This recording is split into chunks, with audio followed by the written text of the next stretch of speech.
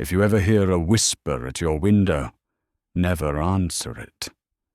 I don't care how curious you are, how certain you are that it's just the wind or a prank, don't. Because once you do, you've already lost. I know that sounds like clickbait, like some internet campfire story. But this isn't one of those just for fun tales. This is something people begged me to talk about. I've gotten dozens of messages. Please cover the whispering window. Please tell your side. Please warn the others. And I didn't want to, because to even speak about it feels like opening the curtains a little wider. But here I am, and maybe it's already too late. The first time it happened, it was late, way past midnight. You know that hour when the world outside feels too still, like everything's holding its breath? That's when I heard it. A voice. Soft, low, almost like it belonged inside my own head. But it didn't. It came from the window. At first I froze. My apartment's on the second floor. Nobody should have been out there. I told myself it was just the wind, a loose branch scraping the glass. Something ordinary. But then it said my name. Whispered it. Clear as day. Like someone who knew me. Like someone who was already inside. I didn't move. I didn't breathe. My body just locked up. Every instinct screamed at me. Don't look. Don't respond. Don't acknowledge it. But you know that sick pull of curiosity? That itch in the back of your skull that tells you to do the exact thing you shouldn't? Yeah, that's what it felt like. And here's the thing that still keeps me awake. It didn't stop when I ignored it. It laughed. Not loud, not dramatic. Just a tiny breath of sound, like it knew something I didn't. Like it had time.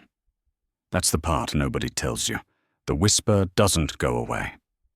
Once it finds your window, it stays. Watching. Waiting. But I'm getting ahead of myself.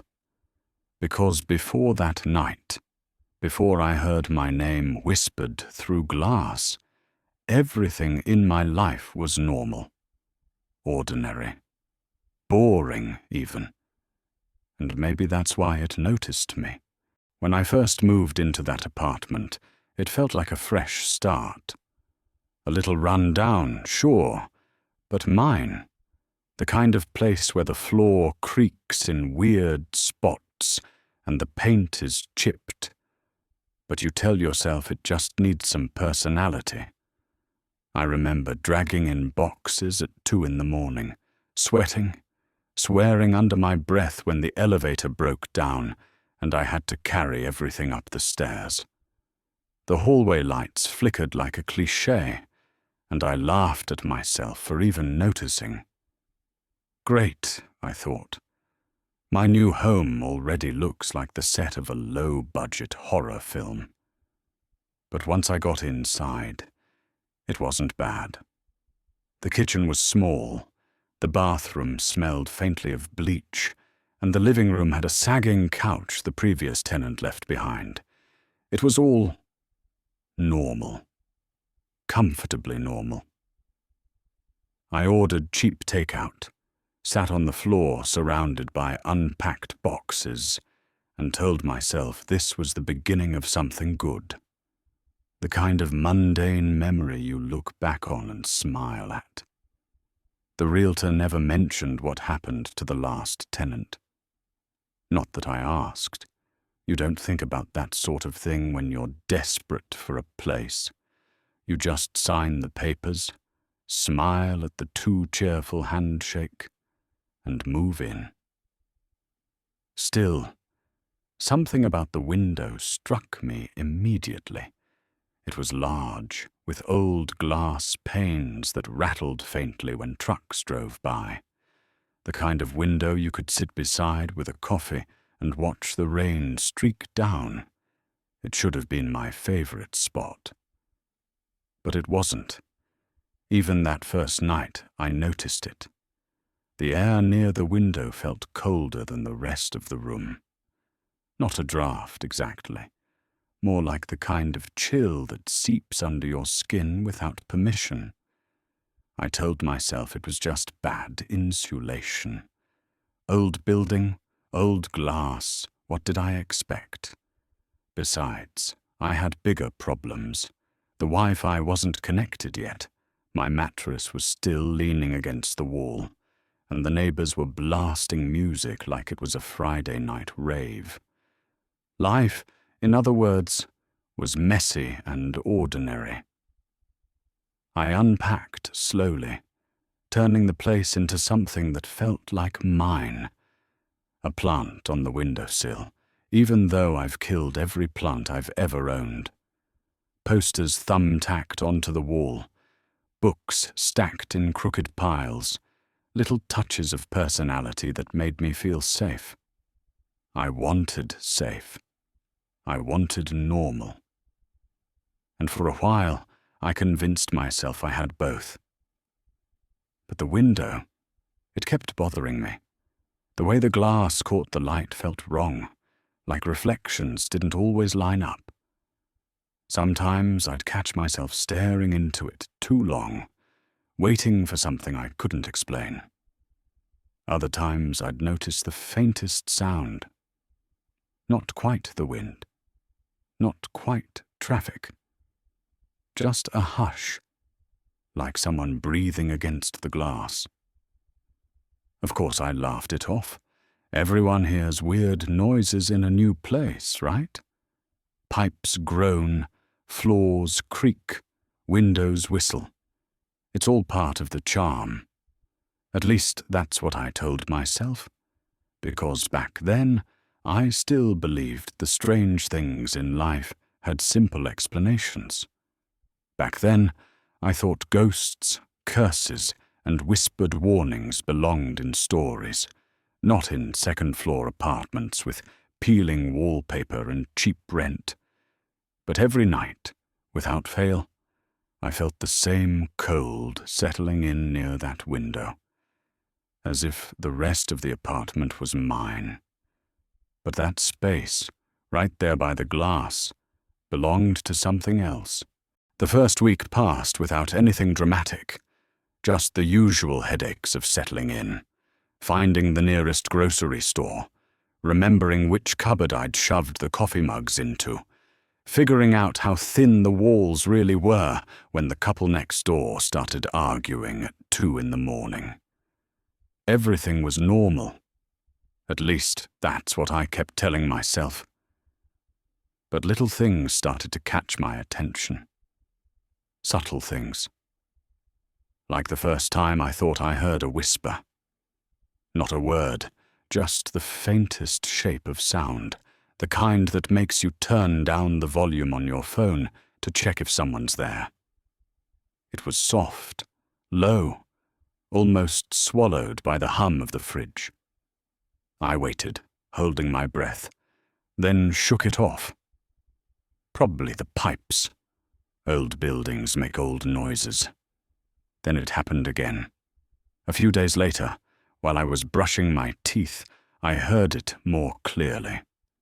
A sound just outside the window. A whisper, broken up by the whine of the wind.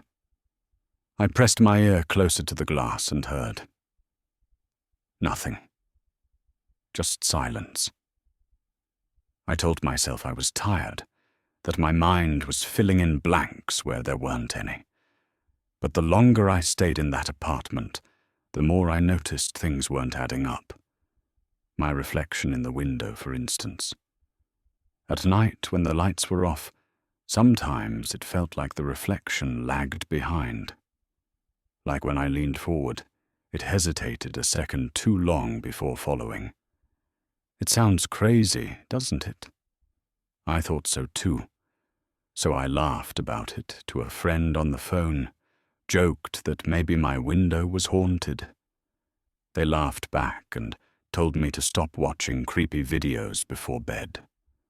"You're just paranoid," they said. And I wanted to believe them. But objects started shifting. Small things. A glass left on the counter would be sitting on the window sill in the morning. My keys, I always threw them in the same bowl, once turned up, leaning against the glass, like someone had carefully placed them there. That's when the laughter stopped. I confronted my friend again, asked if they were messing with me. They swore they weren't.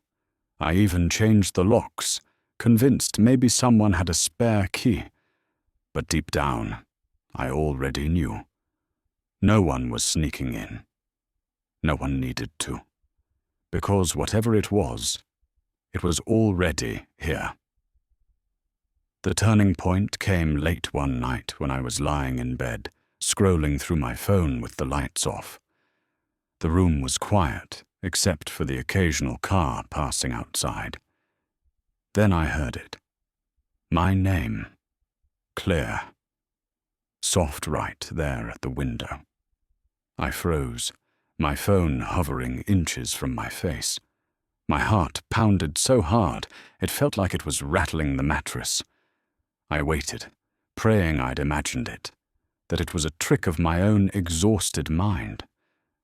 But then I heard it again. My name. This time, whispered with certainty. I wanted to run, I wanted to scream, but my body wouldn't move. I just lay there, eyes fixed on the ceiling, listening as the voice repeated it again and again. Finally, I forced myself to look. Slowly, carefully, I turned my head toward the window. And in the faint reflection of the glass, I swear I saw someone staring back. The night after I heard my name, the whispers got bolder. They didn't just call me anymore. They started saying things. Things they had no way of knowing. The first time it was my middle name. Nobody uses that, not even my family. Hearing it in that hushed voice made my skin crawl. The next night, it was worse. The whisper repeated a memory I'd buried years ago, something I'd never told another soul. That's when I stopped laughing. I called my friend again, told them what was happening. I expected concern, maybe advice. Instead, they chuckled and said, "You've been binging too many horror channels." "You're just psyching yourself out," I snapped back. "Oh yeah? And how exactly would YouTube know the nickname my grandfather used to call me? The one I never told you about?" There was silence on the other end. Then another laugh, a nervous one. "Maybe you remembered it yourself. Stress does that, you know." I wanted to believe them. God, I wanted to. But every night, the voice grew clearer, sharper, more confident. And the things it whispered, they weren't random. They were personal, intimate. Secrets I'd locked away and never intended to dig up again. Dark humor became my coping mechanism. I started talking back in my head, sarcastic comebacks like, "Wow, thanks for the therapy session, creepy window ghost." Or, "Congratulations, you know my childhood trauma. Want a medal?" But when the laughter died down, the fear always came rushing back. Because no matter how much I tried to joke about it, I couldn't explain it. If I'd left then, maybe I'd have been fine. Maybe it would have found someone else. Maybe it would have given up. But I didn't leave. I stayed, and the whispers didn't stop. They came every night, chipping away at me piece by piece. Sleep became impossible. I'd lie. I couldn't take it anymore. The whispers, the secrets, the sleepless nights. I needed proof. Something solid.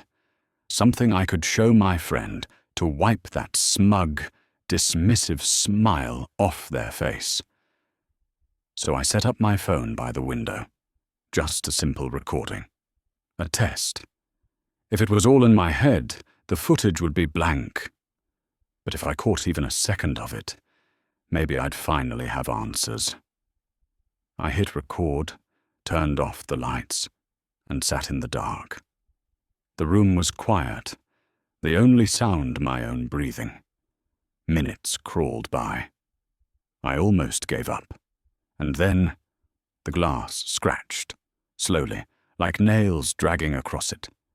My chest tightened. The whisper followed, low and deliberate, calling my name. I forced myself not to move, not to respond. The camera would catch it.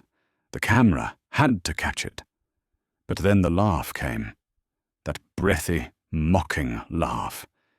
And as I stared at the screen, I saw something shift in the reflection. A face. Pale, blurred, pressed against the glass from the outside. Eyes too dark, too hollow, staring straight at me. I panicked and grabbed my phone. My hands were shaking so badly I almost dropped it. But when I checked the recording, the file was corrupted, just static, a smear of light. No whisper, no face. It was like nothing had happened at all, except I knew it had. I saw it, I heard it, and now I understood something terrifying. It didn't just want to scare me. It wanted me to know it could control what I saw, what I heard, even what I could prove. I needed answers. If the camera couldn't catch it, maybe someone else had. I started digging online. Forums, old threads, archives buried so deep they looked like they hadn't been touched in years. And that's when I found it. I wasn't the first. There were others. People describing the same thing. Whispers outside their windows. Voices saying their names. Faces pressing against the glass. Some posts ended mid-sentence. Others had replies begging for updates that never came. One thread mentioned rules. 3, specifically, never answer. Never open the window. Never acknowledge the voice directly. Simple, clear. And almost everyone who broke them vanished. Some comments had been deleted, entire accounts wiped like the users never existed. A few survivors left warnings, their words shaky, desperate. Once it knows you, it doesn't stop.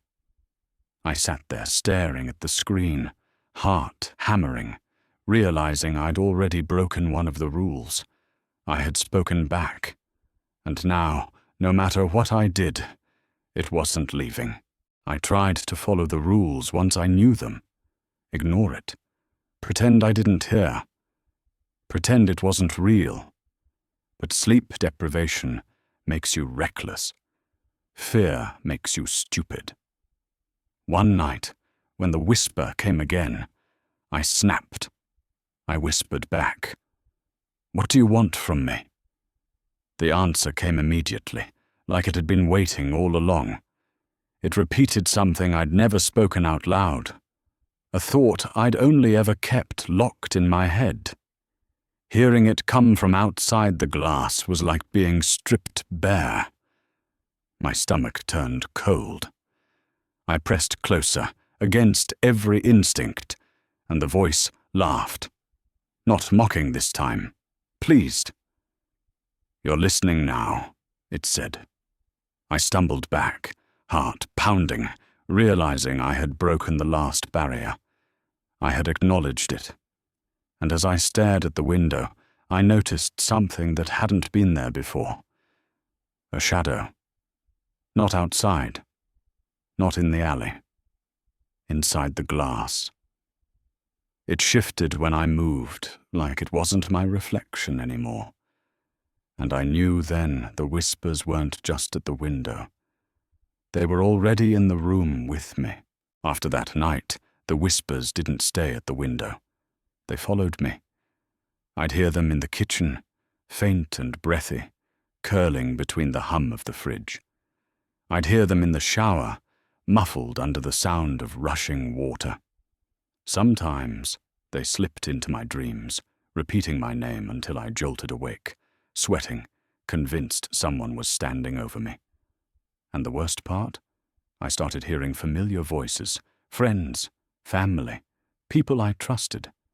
Except when I called them back, their mouths didn't move. The sound came from nowhere, seeping out of the walls, sliding under the door. I tried to tell a friend about it. Their smile froze halfway through the conversation, their eyes unfocused, like they were listening to something else.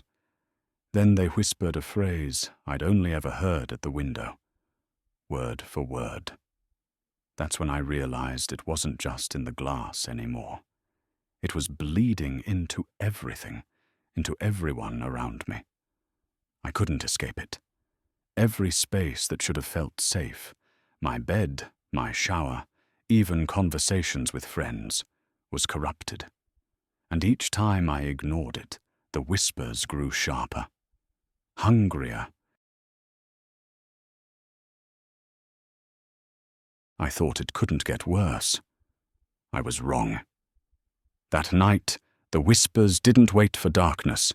They started the moment the sun dipped below the buildings, louder than ever, pressing against my skull from every direction. The window began to shake. Hairline cracks spread across the glass, splintering like veins. And in those cracks, I saw it. Something pushing through.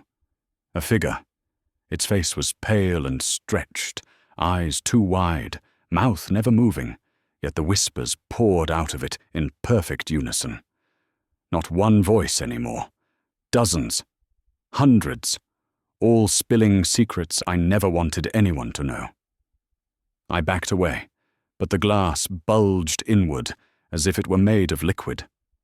Fingers pressed through first, long and thin, dripping with shadow. I screamed, but no one came. No one ever does. The last thing I remember before the lights blew out was its words, overlapping, deafening, filling the entire room.